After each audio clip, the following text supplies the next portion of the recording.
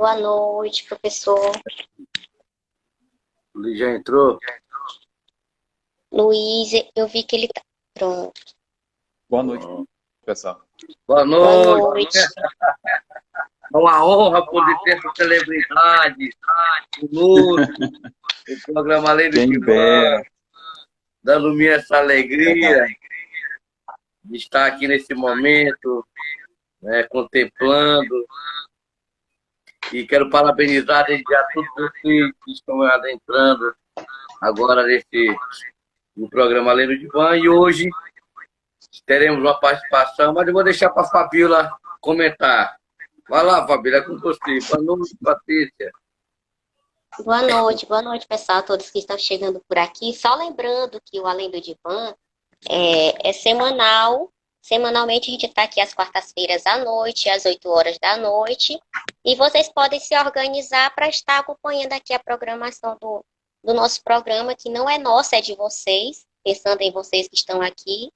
E semana passada, quase encerrando o final do programa, a gente pensou rapidamente, já se decidiu, né, José Aldo, de trabalhar o luto, pensando que hoje é o dia de finados, é um feriado onde todo mundo está voltado para prestigiar, homenagear aquela pessoa que representou algo na sua vida, ou um pai, ou a mãe, enfim. Mas a gente quer trabalhar hoje aqui falando do luto em psicanálise. Temos o José Aldo, que é psicólogo psicanalista, e também o Dr. Luiz Henrique da Silva, que também é psicólogo clínico e escolar, e também é pós-graduado em tanatologia. Depois ele pode até dizer o que é que trabalha a tanatologia aqui para quem está assistindo com a gente. E seja bem-vindo, Luiz. Você pode dar boa noite para quem está chegando por aqui também. Especialista em Boa noite, morte, pessoal. né? Prazer estar aqui com vocês. E a gente vai estar falando agora um pouquinho, junto com o pessoal aqui do Além do Divã, sobre o luto. E, de antemão, explicar o que é a tanatologia. A tanatologia é a ciência que estuda a interação da morte e o morrer. Está associado também à questão do luto. Muito bom. É o amante da morte. Isso, e só lembrando, José Aldo e Luiz, quem for chegando por aqui pode deixar as dúvidas aqui no chat, pode deixar os comentários, sugestões, enfim, o chat é de vocês, sintam-se livres para comentar. E, José Aldo, boa noite. Boa noite. Luiz, para quem não sabe, foi um amigo meu de faculdade, né? Estudamos muito juntos. É uma honra para mim estar com ele nesse momento, né? Não, talvez seja um momento tão, podemos dizer, de alegria, que é o luto, né? Luto é perda, luto... Né? Só um instante.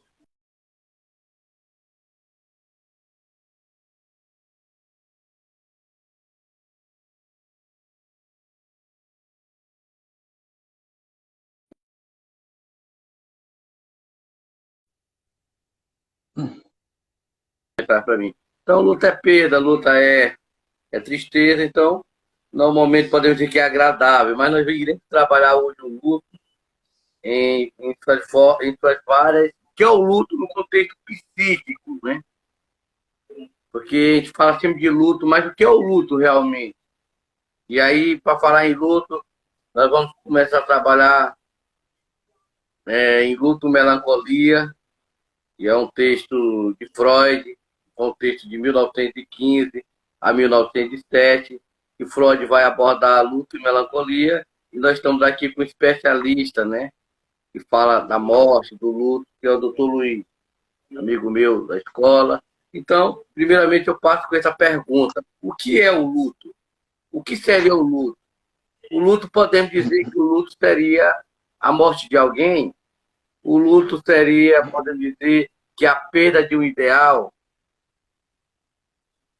O luto também é a perda de um objeto. O luto pode ser também a perda de um emprego. O luto também pode ser a perda de um relacionamento. Então, tem vários lutos na vida da gente. Não está relacionado somente com a morte, mas a perda de um ideal, a perda de um objeto, a perda de um emprego, a perda de um relacionamento, né?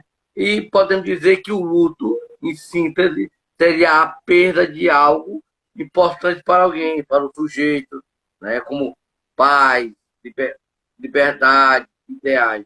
Então, o luto é a sensação, podemos dizer que é uma sensação de desânimo, que é profundamente penoso, né? Que é a sensação do interesse, essa sensação do interesse pelo mundo externo, a perda de incapacidade também de amar, inibição de toda atividade psíquica, né? Então, no luto, começamos a falar em Freud, é importante que nós entendamos que no luto é um mundo diferente da depressão, na melancolia. No luto é o mundo que se torna pobre. No luto é o mundo que se torna vazio, né? Na melancolia, ao contrário, é o próprio eu que se revela brutalmente esvaziado, empobrecido. Então, no luto, podemos dizer que o sujeito sofre uma perda relativa a um objeto. Daí a frase de Freud em dizer que no luto não é a perda do objeto, mas é um encontro com esse objeto perdido. Pode falar, doutor Luiz. Certo. E quando a gente fala sobre a questão do luto, gente, a gente remete logo à questão da morte. E o José Aldo, ele pontuou algumas esferas em que o luto ele é associado geralmente à morte. Mas o luto, na verdade, ele pode ser associado a um rompimento, vamos assim dizer, a uma perda de um emprego. A pessoa pode passar por um processo de um rompimento daquilo que ela convivia durante muito tempo. Então, o luto, ela causa um certo sofrimento à pessoa. Ele vem trazer esse sofrimento pelo simples fato de haver um rompimento, pelo fato de que, vamos assim colocar, eu convivi muitos anos com o meu trabalho, 10 anos, vamos assim colocar. E quando eu sou demitido, ou então a empresa faz a redução de quadro de funcionários, automaticamente a minha sensação que eu tenho, os meus sentimentos, eles têm a tendência a desencadearem pelo fato de que o que eu serei, o que eu vou fazer da vida. Então, essa quebra de vínculo gera no ser humano essa sensação de vazio, de desorganização, desorientação. Então, o ser humano, ele sempre vai ter essa tendência de não saber lidar, geralmente, com suas emoções. Isso a gente coloca como a perda de um emprego. E também tem um luto, como estamos celebrando finados, o Dia dos Mortos. E o luto, geralmente, também, quando a gente perde uma pessoa querida, muitas pessoas têm a tendência a dizer, vai passar. Mas quando? Essa é a primeira pergunta. E quando as pessoas vêm com aquelas frases prontas de que só uma fase, te alegra, vai logo procurando outra pessoa. Então, esse rompimento com uma pessoa que você convive, vamos assim colocar, 10 anos, 5 anos, você criou expectativas de um futuro com essa pessoa. Você criou expectativas de um projeto futuro com essa pessoa. Então, esse vínculo, essa relação emocional que você cria com este outro indivíduo, que agora não estará mais presente, mas necessita de uma nova readaptação, essa readaptação que eu falo é reprogramar, pois o que estava presente não estará mais no futuro, e aquilo que se programou, existe a possibilidade de não existir mais, existe a possibilidade de ser desfeito. Então, esta quebra de vínculo, esta quebra emocional que a gente percebe, que muitos autores vêm colocar que o luto é um processo emocional saudável, importante para a manutenção da saúde mental, que desenrola o devido perda real ou abstrata de alguém. Então, a gente percebe que o luto ele é muito mais do que aquilo que a gente imagina. Ele é um sentimento de sofrimento, como o José Aldo colocou, é um sentimento de vazio, como ele também colocou de forma correta, e também a gente pode perceber que as pessoas que sofrem pelo luto, elas desencadeiam um vazio emocional, desencadeiam um certo sentimento de que elas não conseguirão viver daí por diante. Então, toda essa sensação emocional que o indivíduo ele desencadeia, ele vai, de certa forma, colocar no futuro. Como assim, Luiz, no futuro? Ele não se enxerga mais no futuro com aqueles projetos que ele estava. Ele não consegue mais desenvolver a sua vida com aquilo que ele desenvolveu com uma certa pessoa, ou com um certo emprego, ou com certa coisa que ele programou. Então, essa quebra, de certa forma, ela traz esse prejuízo para essa pessoa, traz a sensação de desconforto, essa sensação de sofrimento, essa dor que desencadeia, que muitas das vezes o luto ele vai se transformar em certa parte patológico, pelo simples fato da pessoa desencadear uma certa tristeza profunda. Tristeza profunda é essa que eu falo que a gente classifica como uma depressão. Depressão que desencadeia sentimentos de baixa estima, ela não consegue mais se perceber, ela não consegue perceber o mundo, ela não consegue caminhar, ela não consegue, de certa forma, mais sobreviver da forma que ela era. Então ela começa a caminhar a certo patamar de ver o mundo, mas ela não inserida. Então ela se torna como um luto patológico. O luto patológico é aquele que a gente pode classificar também como algo que ele vem durante um certo tempo, vamos assim colocar. Às vezes o luto ele pode desencadear a questão de 3 meses, 6 meses, e aí a gente tem um certo alerta pelo simples fato do que a pessoa está sentindo, como a pessoa reage a essas emoções e como ela desenvolve ou elabora o seu luto para poder voltar à sua vida, à sua rotina normal. Porque, na verdade, Freud, né, nesse texto, em 1917, por aí, para Freud, o luto seria uma reação normal, né, esperada do ser humano, né, que ocorre quando na morte, podemos dizer, ou quando a perda de alguém amado, ou algo importante emocionalmente, né? Ou a perda de uma situação, ou ocupação, ou abstração, ou lembrança. Porque o luto é isso. Por exemplo, quanto mais as pessoas são importantes para nós, né, mais nós investimos uma grande quantidade de energia psíquica, que na psicanálise nós chamamos de libido. É como se eu pego esse copo aqui que está cheio d'água, tem outro copo, eu invisto toda a minha libido nesse outro. A esse investimento. Então, essa energia, ela é investida não apenas na pessoa em si, ela é investida também em todas as outras coisas que são importantes, como a memória, que estão associadas ou vinculadas ao relacionamento. Por exemplo, também pode acontecer em um relacionamento em que eu invisto minha libido toda nesse outro. Então, é esse investimento. Isso se torna o quê? Isso se torna claro quando nós, por exemplo, pensamos no investimento de um pai que investe no seu filho. Por exemplo, se a criança, se esse filho morrer, né? Ou se essa pessoa for perdida, ou de outro modo, essa energia investida, o que é que acontece? Ele investe essa energia no filho, essa libido, e agora ela se encontra o quê? Sem teto, vazia, e a pessoa se torna empobrecida de sentido. Porque o mundo, no luto, é pobre, o mundo não tem sentido sem esse. Por isso que quando uma mãe perde um filho, o que é que ela diz? Morreu, uma parte de mim foi embora. Porque ela investiu toda essa libido nesse outro. E agora ela ficou sem teto, ficou vazia. E isso também acontece em relacionamento. Daí você percebe o número de feminicídio, onde a pessoa investe tanto no outro, fica empobrecida e quer o retorno. Né? Então, é um fenômeno também importante que você investe todo o seu eu nesse objeto perdido, e aí você fica carente e empobrecido. Então, o luto é isso. E quanto mais eu amo a pessoa, mais eu invisto libido nesse outro, e mais eu fico empobrecido. E quando esse outro morre, o que acontece? O mundo fica sem sentido, o mundo fica carente, o mundo fica empobrecido, que eu não quero mais, eu perdo a minha libido, que eu não quero mais libidizar com outras coisas. Por exemplo, se eu gosto de ir à festa, eu não vou mais. Se eu gosto de me divertir, eu não vou mais.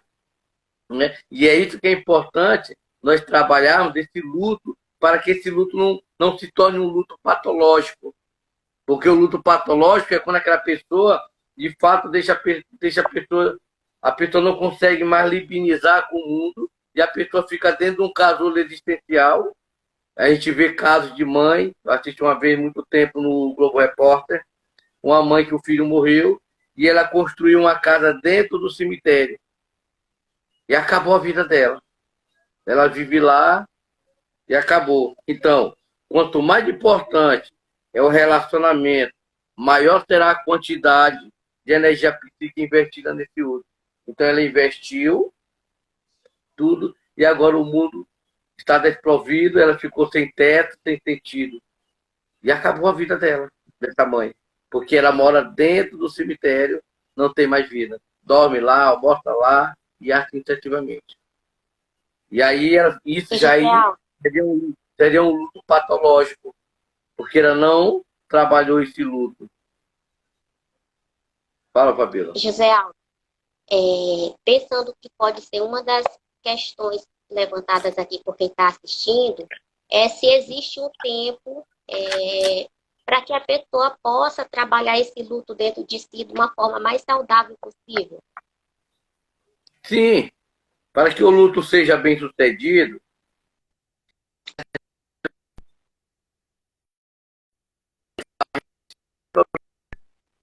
eu não sei se não é só deixar o objeto ir embora, mas, podemos dizer assim, mas é a questão de termos de reconstituir ou substituir simbolicamente esse objeto por outro. Então eu tenho que trabalhar esse luto para que isso é um trabalho que podemos dizer que não é um trabalho fácil. Como o Luiz falou, não é fácil, vai dar certo, essa de ideia motivacional, vai dar certo, Deus sabe o que faz, ele agora está no lado de Deus, no colo de Deus, acho tão engraçado, eu fico imaginando Deus com esse pessoa no colo, né? Né? Então, isso não tem sentido. A pessoa tem que trabalhar esse luto, tem que renunciar a esse objeto perdido. E renunciar a isso, importante também que o luto não é só a perda desse objeto, mas também é o que esse objeto representa para você também. Porque você também, esse luto também, você também é lutado para esse outro. Por exemplo, eu brigava com esse outro, xingava esse outro menino, fazia tudo, mas ele deixou de existir e agora? Eu morri também para ele. Então a questão do luto não é apenas que o outro morreu para mim, mas é que eu também morri para ele. E é isso também, e é isso que é fundante e que as pessoas não conseguem lidar, entende, Fabrício? É porque também o outro deixou de existir, mas eu também deixei de existir para o outro. Eu acho que essa é a maior dor, porque não tem mais com o que eu falar, não tem mais com o que eu brigar, não tem mais esse outro da qual eu me queixava, né? Porque é necessário também e importante nós deixamos esse outro ir embora, né?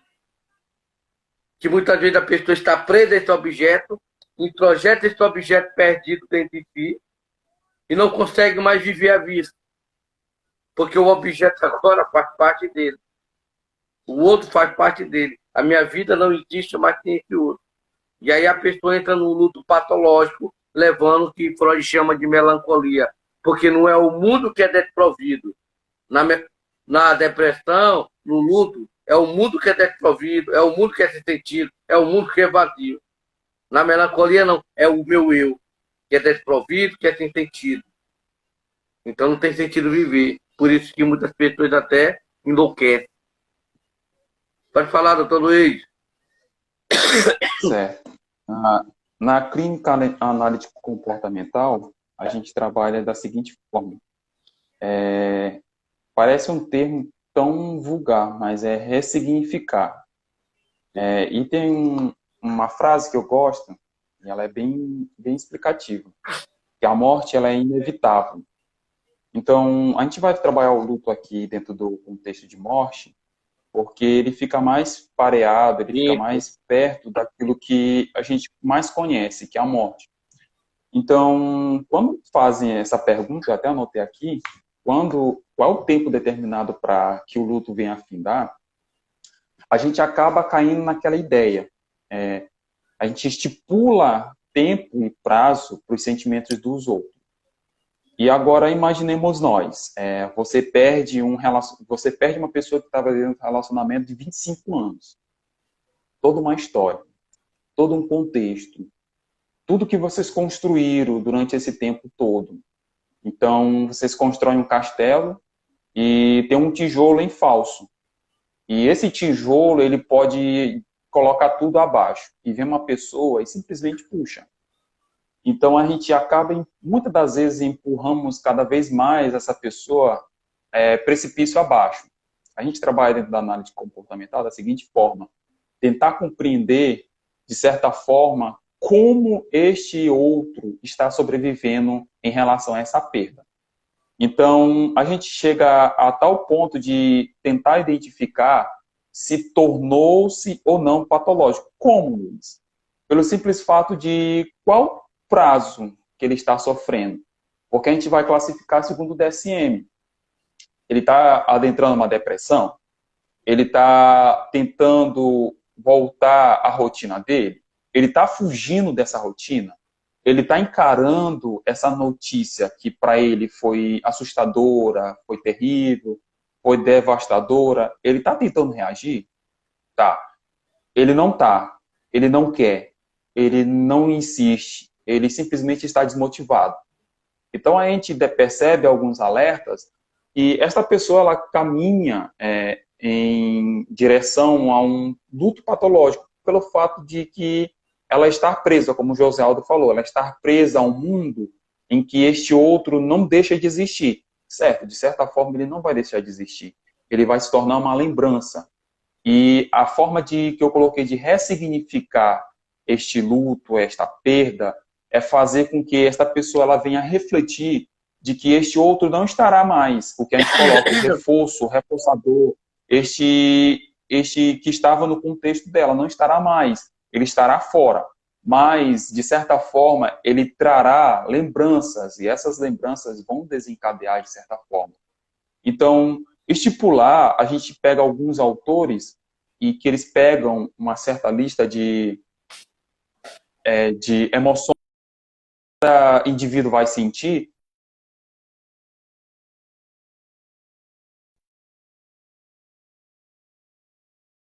Não,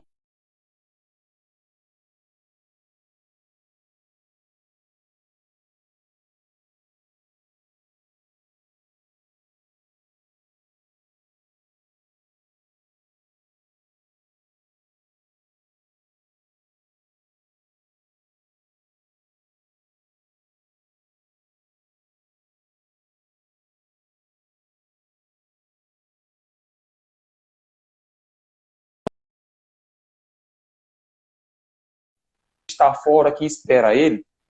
Então, é uma pergunta que ela é muito pertinente.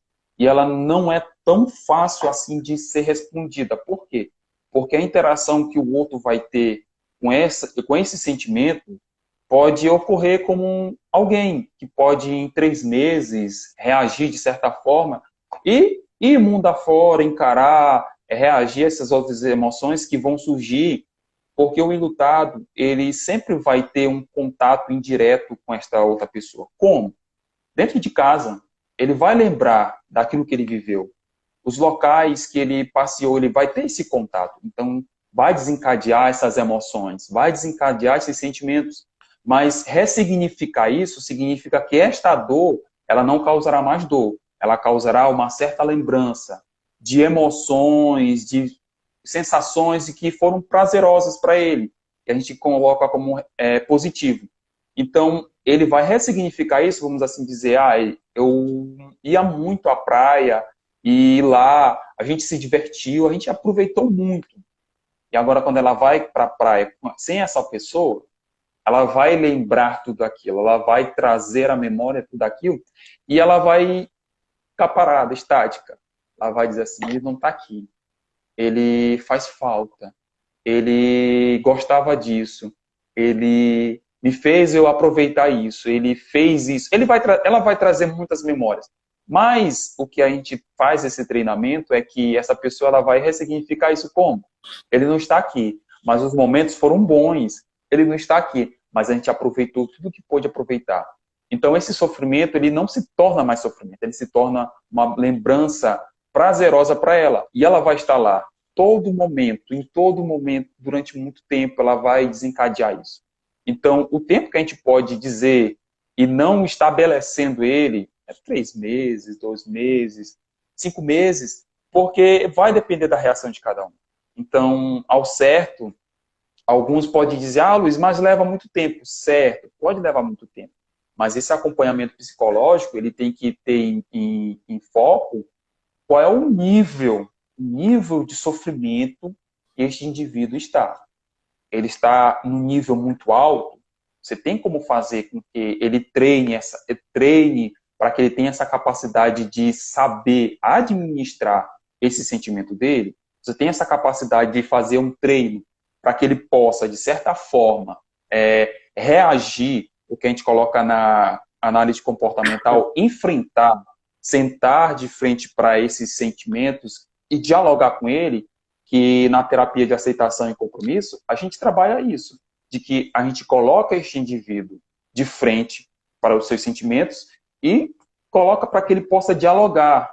Aí a técnica é bem prática. Ele fecha os olhos, ele tenta projetar, ele tenta imaginar este sentimento, materializar ele e conversar com ele, tentar explicar para ele o que tu era, o que tu está te tornando. Criar um diálogo para que ele não venha mais negar, porque quanto mais se nega este sentimento, mais sofrimento gera. E quando a gente aceita esse sentimento, quando a gente interage com ele, quando a gente pega esse sentimento e tem um diálogo com ele, a sensação é de que temos alívio. A sensação é que aquele sentimento ele não causa mais dor. Ele é um companheiro. Ele é um companheiro que ele vai, e hora ou outra vai vir, hora ou outra ele vai desencadear, hora ou outra ele vai aparecer. Então, com isso, a gente faz com que essa reflexão venha para o paciente, para que ele possa, por si só, depois que ele estiver fora da clínica, depois que ele estiver fora da presença do psicólogo, ele possa, de alguma forma, ele despertar ele, não, eu não vou te negar, mas tu vem, pode vir, eu tô aqui para te aceitar, para que a gente possa dialogar e se relembrar daquilo que eu vivi com a pessoa que eu amava, para que eu possa também perceber que a falta que ela faz, ela fará falta, ela permanecerá, mas os momentos que vivemos e que aproveitamos, eles sempre estarão na minha memória. Então, dessa certa forma, a gente vai trabalhando. Eu acho importante. Não sei se eu respondi a pergunta. Eu acho importante isso, Luiz, porque, psicanaliticamente falando, o luto ele só é bem sucedido. O que significa um luto bem sucedido? Significa, em parte, que a imagem dessa pessoa, né, amada, desse objeto amado, né, perseverante dessa pessoa, essa imagem dessa pessoa perseverante, perdida, ela não limita, porque a libido desse enlutado, né, que tem disponível para que ele possa ter vários relacionamentos fora. Então, é importante nós pegarmos esse outro, que você falando aí, eu me lembrei, que tem muitas pessoas que se sentem até culpadas. Eu me lembrei de um caso clínico, de uma filha que perdeu o pai, e o pai tinha um vínculo muito forte com ela, e ele prometeu juras, fizeram um acordo lá, de morte. E aí, toda vez que ela ia para a rua, que ela ia para uma festa, que ela era advogada, que ela ia se divertir, na hora que ela estava se sentindo bem, alegre, solta, de repente vinha a lembrança do pai. Quer dizer, hoje eu estou aqui brincando, hoje eu estou curtindo, mas meu pai está lá. E eu prometi para ele. Então, ela não se permitia viver a vida, porque a libido dela, ela estava, na verdade, se sentindo culpada. E é necessário que nós, não é, e que muitas pessoas se sentem culpadas, né? Eu estou na festa, eu estou curtindo, e o outro está lá sozinho naquele lugar sombrio, como Freud fala, e se sente culpada. Mas é importante que você transforme esse outro perdido, né, em um objeto que caiba dentro do seu bolso, para você aprender a lidar com esse luto. Não é que você vai apagá-lo, não é que você vai esquecê-lo, mas é importante que você saiba lidar com isso, porque a vida continua. Transforme isso e coloque dentro do bolso, para que você também possa libinizar com o mundo, porque se você não libinizar com o mundo, se essa energia, quando você investe nesse outro, e toda a sua libido foi investida nesse outro, e você ficou carente, desprovido, o que acontece? Você também está morto. Porque é importante entendermos que o luto não é só por perder o outro, mas também o que você significava para esse outro. Porque eu não tenho mais esse outro. Eu estou com a Fabiola, um exemplo. Brigo todo dia com a Fabiola, e de repente a Fabiola vai. Com quem que eu vou brigar? Eu também estou enlutado com esse outro, porque o outro deixou também de existir para mim, e eu também deixei de existir para o. Esse é o grande problema do luto que nós devemos trabalhar, porque não é só o outro que deixou de existir para você, mas você também deixou de existir para o outro. E isso que é doloroso. E é isso que as pessoas não sabem lidar com essa perda. Mas é importante transformar essa libido, transformar esse outro em algo menor, que caiba dentro do seu bolso, para que você também possa viver de novos relacionamentos. Por exemplo, uma pessoa que perdeu uma mulher, namorado, sua namorada, o que acontece? Ele tem lutado. Mas se ele não deixar aí esse objeto, ele vai ficar pregnado, aprisionado desse outro a ponto de não viver mais.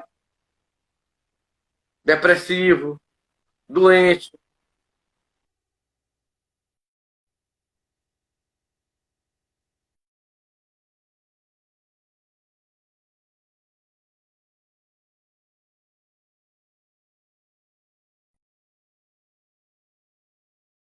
Fala de José Alto também, doutor Luiz. Tá. Para você. Há limite para você. Não em Deus. Né? Porque tem pessoas que o outro se foi, o mundo acabou. E para que o luto tenha bem sucedido, é necessário que essa imagem do outro também seja limitada para você, para que você possa também continuar sua vida, ter novos relacionamentos, se relacionar, trabalhar e viver. Só que tem muitas pessoas, Luiz, que se sentem culpadas com isso, se sentem angustiadas com isso e não se permitem mais viver. Que aí é um luto patológico, por exemplo, de um pai. Hoje, por exemplo, nós passamos por uma pandemia. Não podemos deixar de falar nisso. Nós temos vários quadros de depressões pós-pandemia, porque muitas pessoas não vivenciaram seus lutos, porque a depressão nada mais é do que luto mal vivido. Muitas pessoas não tiveram a oportunidade de enterrar, de fazer o ritual. Que é um ritual? Levar a pessoa para dentro de casa. Aí você, por exemplo, que tem um problema com o irmão, com o pai, com a mãe, com a filha, e você não pôde se desculpar dele, você não pôde falar para esse outro, me perdoe, eu errei, me desculpa. Isso é muito doloroso, e isso agora está vendo como uma ressaca em forma de depressão. Porque o luto mal resolvido, o que acontece? Vai surgir o quê? Depressões. Por isso que é importante, lembrando, que o luto não é só a morte do ente querido, mas é todas as nossas perdas que nós tivemos ao longo da nossa existência. Está claro isso? José Aldo e doutor Luiz, eu creio que pode ser também uma pergunta de quem esteja aqui assistindo. O luto ele pode ser tratado através de medicação? Sim. Pode falar, Luiz? Olha, assim, dependendo do estado que ela esteja, vamos assim dizer, eu acredito que o luto patológico, Sim. ele pode ser tratado com medicação. porque ele vai ter esse acompanhamento psicológico, né?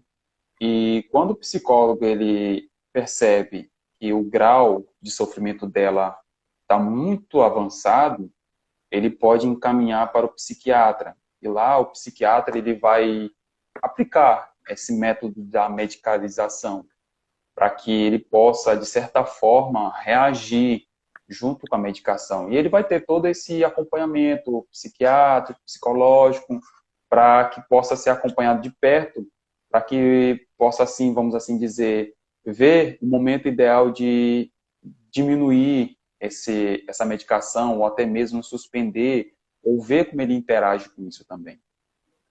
É importante também a medicação, como o Luiz falou, em questão de casos patológicos, onde a pessoa enlutada não se permite mais viver, como eu falei anteriormente, o que é o luto? A perda de um objeto. E lá Freud vai dizer que é um encontro desse objeto perdido. E que a pessoa não se permite mais viver, se relacionar com o outro, gerando assim um luto patológico. Mas é importante também que nós venhamos saber que para a pessoa enlutada se libertar desse luto, ela deve viver, podemos dizer, ela deve viver plenamente o luto. Que hoje nós vemos que há um negacionismo do luto. As pessoas não querem vivenciar seu luto, sabotam seu luto. É no relacionamento, uma perda. Eu lembro de um amigo meu que ele perdeu a esposa e aí ele não vivenciou o luto. Se mostrar para a sociedade eu estou bem, fui beber, brincar, ir para festa, curtir, já arranjei logo outra namorada, outra mulher, fui logo curtindo. O que aconteceu? Mais na frente aconteceu o quê? A ressaca, em forma de depressão. E aí ele já estava no estado em que estava bebendo, ele começava a chorar compulsivamente. Por isso, ele não vivenciou o luto, ele não viveu plenamente o luto. E quando você não vive plenamente o luto, quando você não supera o luto, mais na frente você tenta com esse mecanismo de negação. Não estou nem aí, eu vou curtir, seja no relacionamento, seja em uma perda de alguém, como foi o caso dele, perda da esposa. Ele passou, chorou muito, mas não vivenciou. Começou a beber, começou a curtir, namorar, ir para festa, e depois veio a ressaca. Ressaca em forma de depressão, e quando ele estava bebendo, ele começava a chorar compulsivamente. Então, é importante que a pessoa enlutada, ela se liberte, e para se libertar, ela deve viver plenamente o luto. E isso significa o quê? Significa, na prática, que o enlutado deve o quê? Permitir-se chorar. Permitir-se chorar, permitir-se falar, né, bastante, né, sobre a perda, sobre a dor, né, o que antecipa, o que isso significou para a vida dela. É importante falar da dor, desse atravessamento, dessa angústia, desse mal-estar. É preciso estar disposto, é preciso falar sobre a pessoa perdida e sobre as experiências que você teve com essa pessoa, como o Luiz falou anteriormente, compartilhado com essa pessoa, a sua raiva. Eu vi casos de pacientes que às vezes tem raiva porque o outro morreu. Né? Então, isso é importante, eu estou com raiva disso, daquilo. É importante também que a pessoa enlutada, ela se esvazie desse outro, mas se esvaziar do outro não é tamponando essa falta, não é tamponando esse vazio com festa, com namorada, com outra coisa, não. É vivenciando, é chorando, é gritando, é falando sobre a raiva. E morreu, tive raiva dele por causa disso. Externalizar, falar. Porque muitas pessoas ficam escondidas. Né? É necessário ser encorajada da pessoa a falar, né, da sua raiva, do que sente em reação à pessoa perdida. É importante falar isso. Para que a pessoa venha o quê? Viver plenamente seu luto. É necessário que o unitado faça isso. porque senão ele vai adoecendo. E ele nunca vai sair do luto, porque ele começa a taponar, buscar objetos que vinham suprir essa falta a ser, mas que nunca vai suprir. E lá na frente isso vem em forma de quê? De depressão, como aconteceu na pandemia. Muitas pessoas que não conseguem, não conseguiram, não tiveram a oportunidade de dizer o adeus para seu ente querido, não tiveram a oportunidade de chorar diante do caixão, não tiveram a oportunidade de se desculpar diante deste outro, que foi enterrado como animal, chegou, joga logo dentro do cemitério. Quantas pessoas estão hoje enlutadas, depressivas, porque não foi permitido dar esse momento? Então é importante que nós saibamos e que nós nos permitamos a chorar, a falar sobre essa perda, sobre essa dor, como o Luiz colocou, ressignificar tudo isso. Mas é preciso que você também se dilua, fale, chore, grite. Aí eu sou um super-homem, vou taponar isso com festa, vou. Não dá certo. É importante isso, Fabíola. E a medicalização é importante, caso de caso. Porque muitas vezes a medicalização é a medicalização da angústia, porque não permite a pessoa também elaborar isso. Não permite as pessoas falar, e as pessoas não querem muitas vezes falar sobre a sua angústia, sobre esse mal-estar. Não se permite, e aí quer um antídoto rápido para passar por isso. Mas para que o luto seja bem sucedido, é necessário que você fale, é necessário que você chore, é necessário que você esteja disposto a falar sobre essa dor, sobre essa perda, né? Falar sobre essa experiência com esse outro que hoje faz falta. Não é tamponar o luto, a angústia, o mal-estar. Tá bom?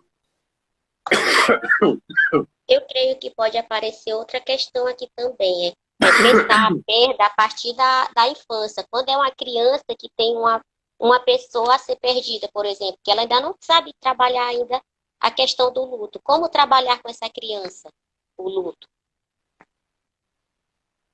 Fala, Luiz. Olha, trabalhar com criança é um pouquinho delicado, porque a tendência que temos é dizer que a pessoa está sonhando, que a pessoa está dormindo, na verdade. Então, é um ditado que é muito corriqueiro, é muito impregnado na sociedade. Por quê? E a gente tem a tendência de não deixar o outro sofrer, como o José Aldo colocou.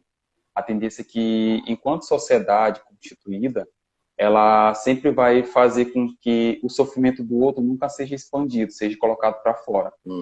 E o que me surpreende é que quando a criança está diante daquele cadáver, ou diante dessa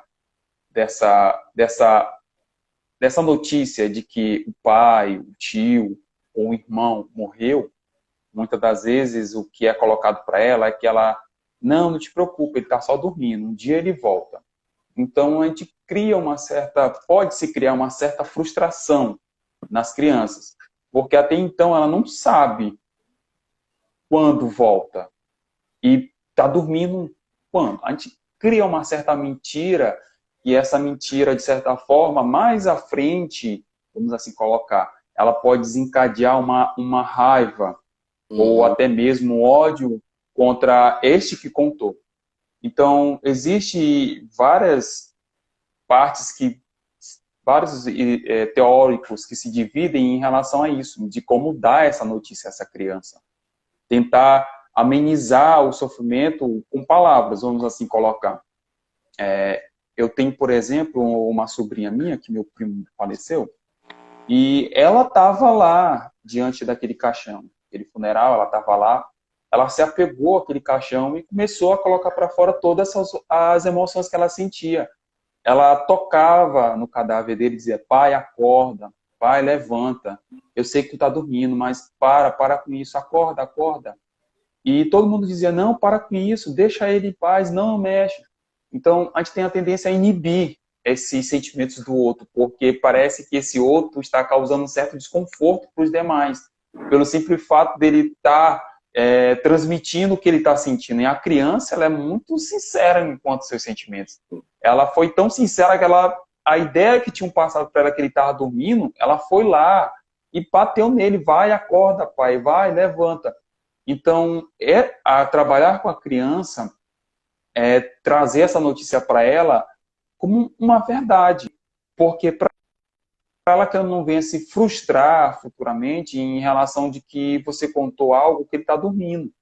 E em dado momento ela vai entender que ele vai voltar. Então você cria uma falsa esperança, você cria uma falsa expectativa para essa criança. E quando você dá essa notícia, não pode ser jogada de qualquer forma. Porque se você joga de qualquer forma, você traumatiza uma criança. Então tem que dizer, na linguagem, alguns autores dizem que a gente deve usar a linguagem da criança. A linguagem para que ela possa compreender de certa forma, e ela vai sofrer. Não tem como dizer que não tem como a gente inibir isso, porque ela vai chorar, ela vai gritar, ela vai colocar para fora esses sentimentos, e isso é natural. Quando se perde alguém, ou quando esse vínculo é quebrado, a gente reage de certa forma. Vamos reagir de inúmeras formas. Pode gritar, pode espernear, pode não aceitar, mas é a reação desse outro. É a reação em contraponto àquilo que ele está perdendo. Ele perdeu aquilo que eu posso colocar.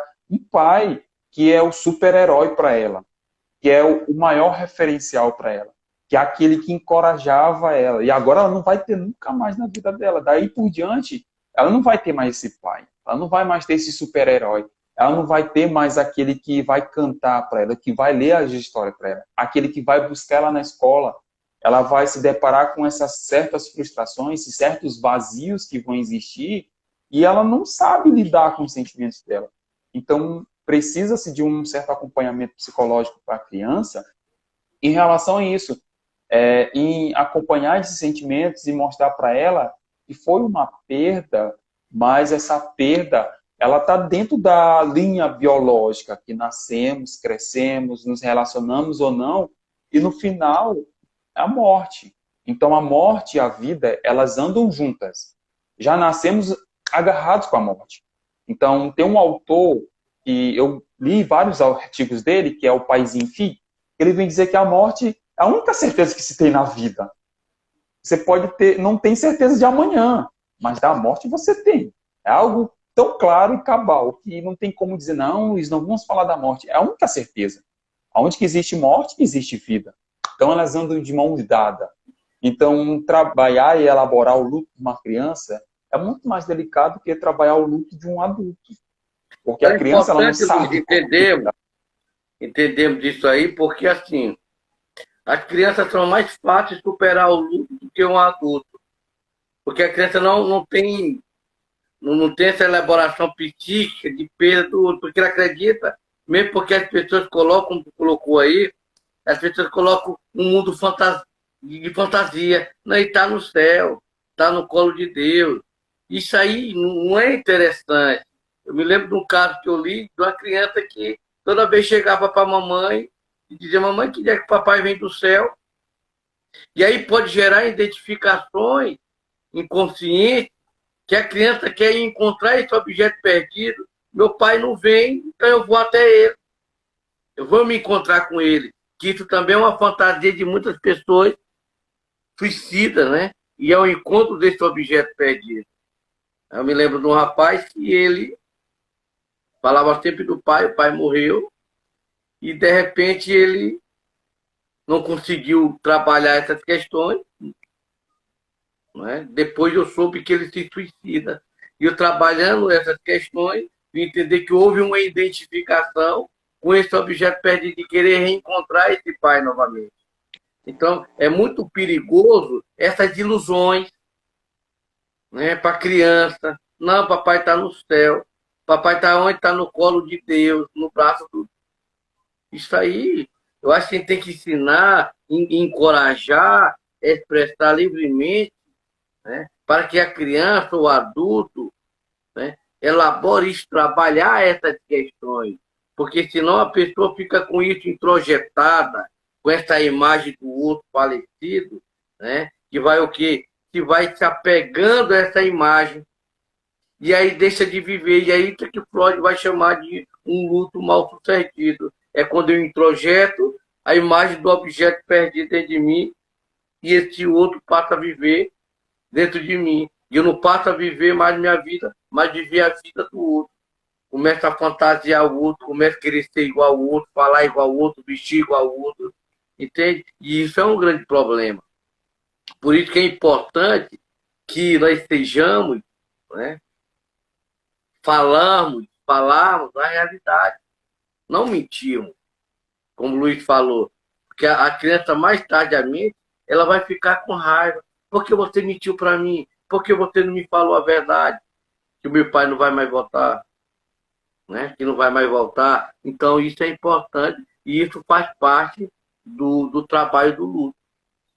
É muito importante que a pessoa esteja disposta a falar, né, sobre essa pessoa perdida, sobre essa pessoa amada, a experiência que ela teve de compartilhar com o outro, encorajar essa pessoa a falar, a raiva que sente em relação à pessoa perdida. Isso é muito importante, expressar isso, esse sentimento de culpa, esse sentimento de raiva, para que a pessoa possa viver, para que a pessoa não venha introjetar esse objeto perdido e deixar de viver a vida. E se sentir um culpado o tempo todo. Porque tem pessoas que se sentem culpadas, como eu falei. Porque o luto é importante entender, é isso que eu quero, que o luto não é só a pessoa amada que morreu. É importante, é isso que Freud quer dizer. No luto não é só a pessoa amada que morreu, mas você também morreu para ela, né? E ela continua contigo. Você que não continua com ela, você que não continua para ela, né? Porque você deixou de existir para ela. Você morreu para ela. Então isso é importante entender que o luto não é só a pessoa que morreu para você, mas é que você morreu para ela. Você deixou de existir para ela. Porque ela continua contigo, mas você não continua para ela. Então, é necessário que você saiba trabalhar essas questões, para não introjetar esse objeto perdido e deixar de libinizar com o mundo, né? Gerando assim um luto patológico. É importante trabalhar, é importante falar, é importante chorar, é importante gritar. Isso é importante. Não é fácil, não. Essa de ideia de autoajuda, não. Morreu. Deus sabe o que faz. Está no colo de Deus. É melhor para ele. Isso não funciona. É aquela frase de Albert Einstein. Todo mundo é capaz de dominar uma dor, e certo quem a sente. Então você tem que trabalhar. Não adianta essas fórmulas. Não funciona. Tudo bem? E algo que o José Aldo contou e veio à memória aqui, é a questão do luto agora na pandemia. Sim. E eu me lembrei de que na Idade Média, as pessoas, quando elas iam reverenciar os mortos, ou quando alguém morria, eles preparavam esse corpo, botavam a melhor roupa, ornamentavam a casa, separavam um local onde ele ia ficar, no meio da sala, preparavam um jantar, o melhor vinho era trazido, a melhor comida era trazida, e os colegas, os conhecidos eram chamados para essa cerimônia de despedida. E quando essa pessoa vinha até esse funeral, ele trazia os presentes. Vamos supor, se era um perfume que essa pessoa gostava, ele trazia. Se era uma roupa de linho que ela gostava, também era trazido. Então, esses presentes retratavam como se fosse um aniversário em que essa pessoa estava viva e iria receber isso. E lá repartia-se essa comida, esse vinho, todos bebiam, celebravam, comemoravam. quem quisesse ir até aquele defunto para se despedir, poderia ir. Quem queria ir até lá para chorar, poderia ir. Era livre. E ao final da festa, era celebrado como os presentes eram colocados perto do caixão, e quando ia-se a parte de enterrar o cadáver, todos aqueles presentes, tudo aquilo que a pessoa tinha, era colocado naquela cova. Tipo assim, você foi celebrado, foi honrado, houve a despedida, nos despedimos de você e agora você vai em paz, você vai levando aquilo que você gosta. A gente não sabe o que espera nessa outra vida. E dentro da pandemia, ela me faz essa ponte, em que o luto, ele não pode ser vivenciado. Não podemos nos despedir das pessoas que morreram, porque a pressa foi tão grande por causa da contaminação que existia. E com isso, o sofrimento ele foi ocultado, ele foi abafado, em que não se pôde chorar, não se pôde sofrer, não se pôde lamentar, porque a pressa maior era para cuidar da saúde dos demais. E o fato da pessoa, pelo menos, chegar perto para dizer assim, vai em paz, muito obrigado, te amo, chorar e lamentar, foi cortado. Então, as pessoas puderam só ver aquele corpo ser jogado. Não foi preparado como as pessoas queriam, não foi ornamentado, não pôde reunir a família para dizer o último adeus, não pôde ser reunido os amigos para se recordar do que foi vivido, não se pôde se celebrar aquele último momento com aquele corpo, só com aquele corpo, né? para poder dizer assim. Porque muitas vezes, imagina, eu tenho um problema com o irmão ou com o pai, uma briga, e de repente, naquela pandemia, eu briguei com meu irmão, eu briguei com meu pai, com minha mãe, e de repente eu perdi naquela pandemia e eu não pude me desculpar. Me perdoe meu pai, me perdoe meu irmão, me perdoe minha mãe. Então isso é muito angustiante. Você não poder dizer, mesmo ele morto, você não chorar, você não dizer para ele em palavras, me perdoe, me desculpe. Isso é horrível. Quantas pessoas não estão nesse momento se sentindo culpadas, angustiadas, porque não tiveram esse momento?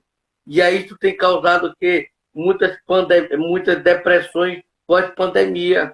Porque as pessoas estão vendo ter essa ressaca. Eu tenho atendido muito isso em meu consultório. Pessoas que não conseguiram lidar, trabalhar, vivenciar, falar, chorar, gritar, ou até xingar mesmo o outro porque tu morreu, tu culpado, entende? Então isso é importante. Por isso que o luto é importante ser vivenciado. É importante que a pessoa passe por essa travessia. E que nenhum antídoto deve ser falado, uma maneira de minimizar, uma maneira de neutralizar a angústia, né? Medicalizar essa angústia. É importante falar. Fale, grite, chore. Busque o seu analista, busque o seu psicólogo, trabalhe suas questões, para que você também possa viver, se permitir viver. Quantas pessoas não estão se sentindo culpados, né? Por não ter tido a oportunidade de se desculpar diante desse outro que se foi. Porque, lembrando, no luto, não é só a pessoa que morreu para você, mas você também morreu para ela. O que é doloroso é que ela continuará dentro de você, mas você não continuará dentro dela. E é isso que é a dor. É isso que é a angústia. Né? Porque você não existe mais para ela. Não tem mais esse outro para reclamar, para chorar, para brincar.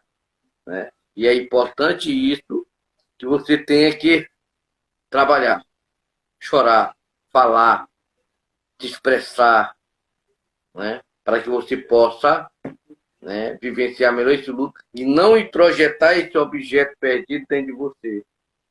Porque ele vai limitar a sua vida.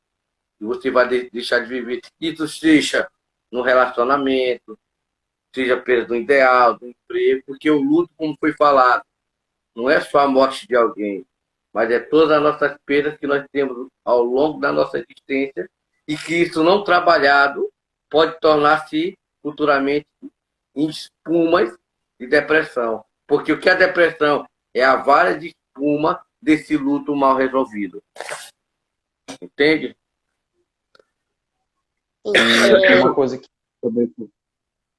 Só pontuar aqui uma coisa que tu colocou e veio a memória, é que tem um ditado, e tem até a música, né, que homem não chora, e que às vezes quando a gente vê alguém chorando, a tendência, a reação automática do ser humano é logo dizer assim, não chora, não chora não. E o fato da pessoa estar chorando, ela está expondo os seus sentimentos, ela está colocando para fora aquilo que dói. Porque se dói, automaticamente ela não quer falar, ela quer chorar, ela quer aliviar, desestressar pelo choro. E às vezes, em vez de ceder o ombro, de ceder o silêncio, a gente coloca aquela frase, aquela palavra fora do contexto. A gente coloca algo que descontextualiza tudo, algo que só desencadeia um choro com raiva. Por quê? Porque ela não quer palavra de autoajuda, e livro de autoajuda é o que mais existe por aí. Ela poderia pegar e ler. Ela quer um silêncio, muitas das vezes. Ela quer um ombro, muitas das vezes. Ela quer que você só esteja lá. E acabou. Não precisa dizer nada. E teve um fato que aconteceu uma vez com minha esposa, e ela estava chorando, desencadeou um choro. Ela foi pro quarto, se trancou, ficou lá trancada. E a gente dá o espaço. A gente tem que dar o espaço para o outro. Tem que ceder esse espaço, porque é um sofrimento que ela está passando. Ela não precisa de tu estar lá. Não, não chora. Não, dá esse espaço.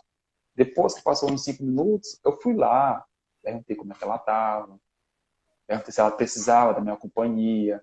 Porque a gente acaba entrando no espaço do outro abruptamente, sem perguntar. A gente invade esse espaço, a gente invade esse momento de sofrimento, e a gente quer invadir, quer saber, quer se intrometer, e não pergunta.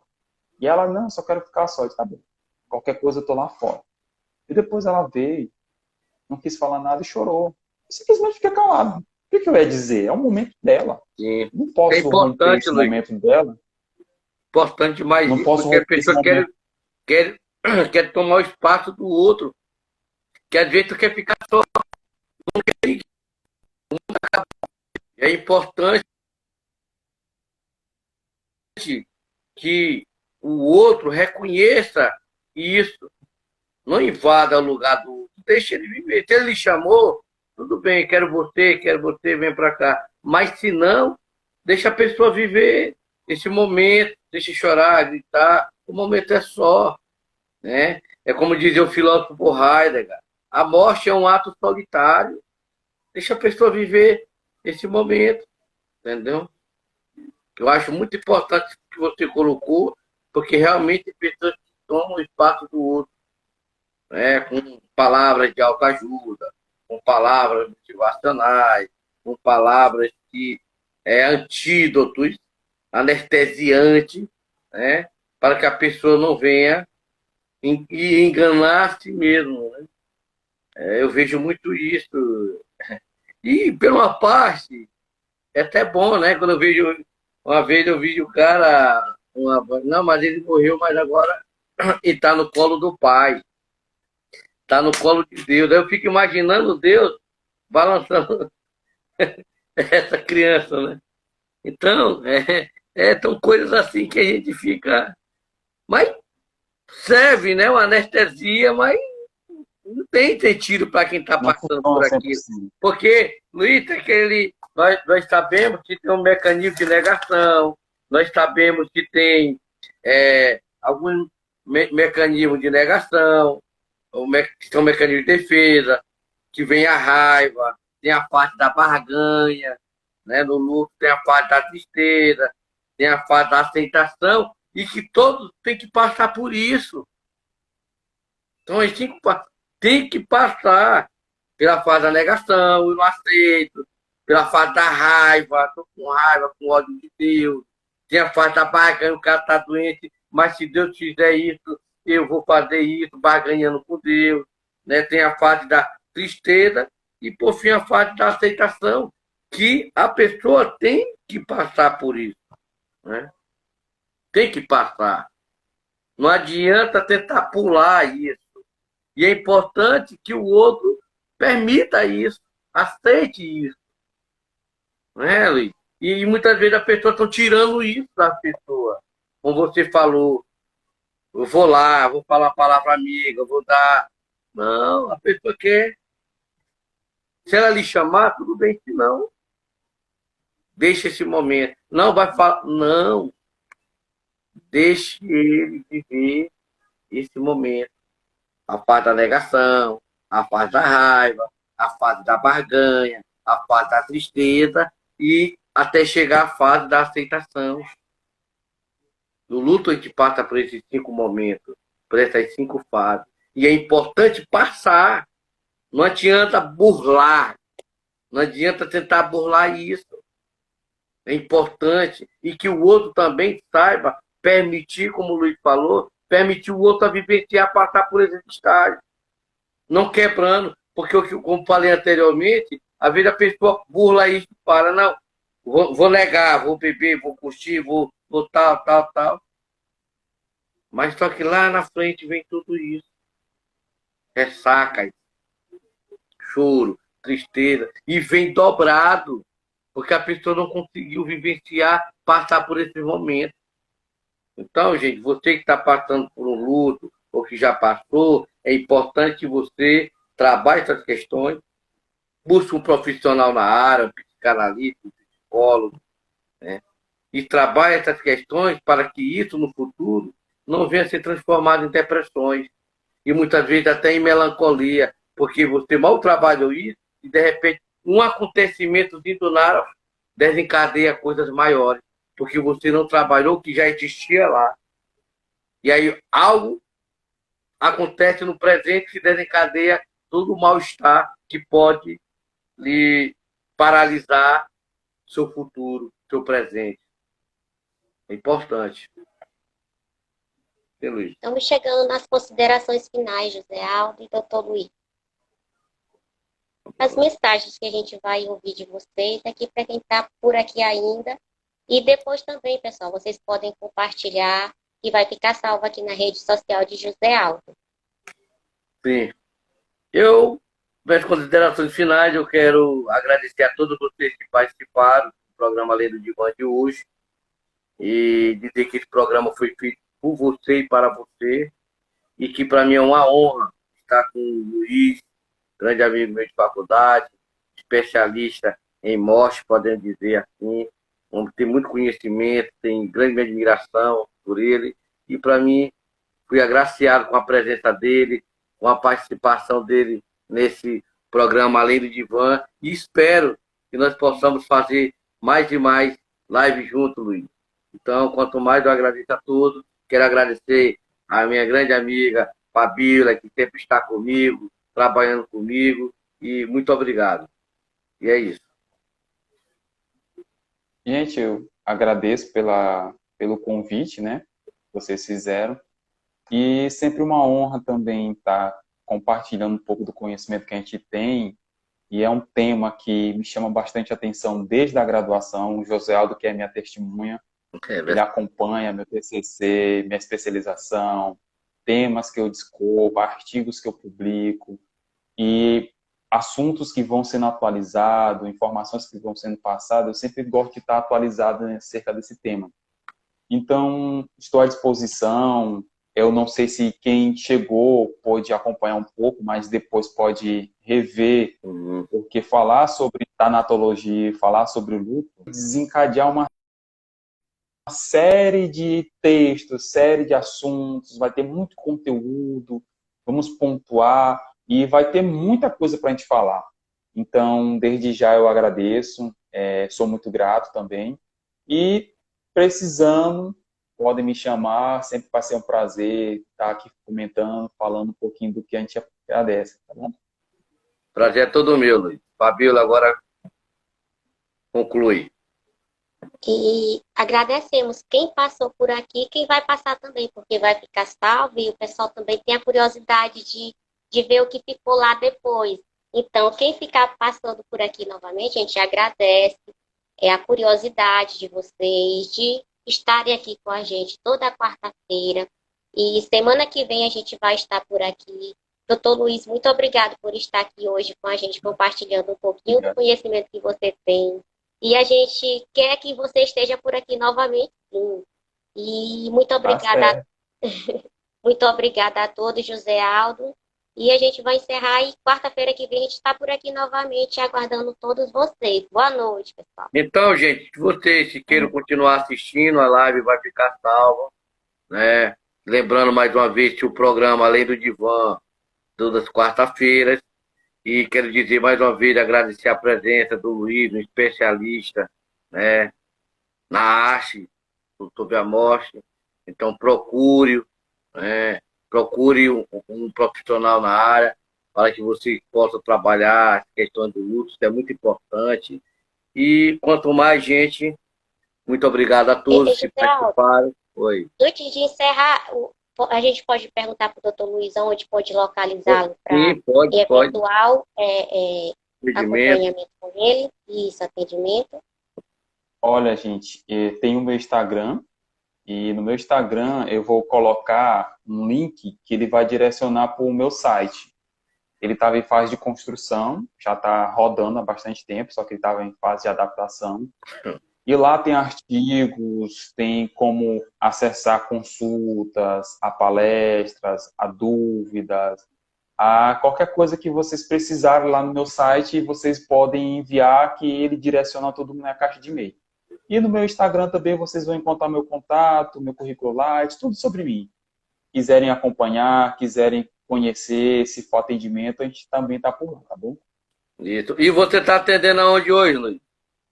Sua clínica hoje está atendendo Eu, aonde?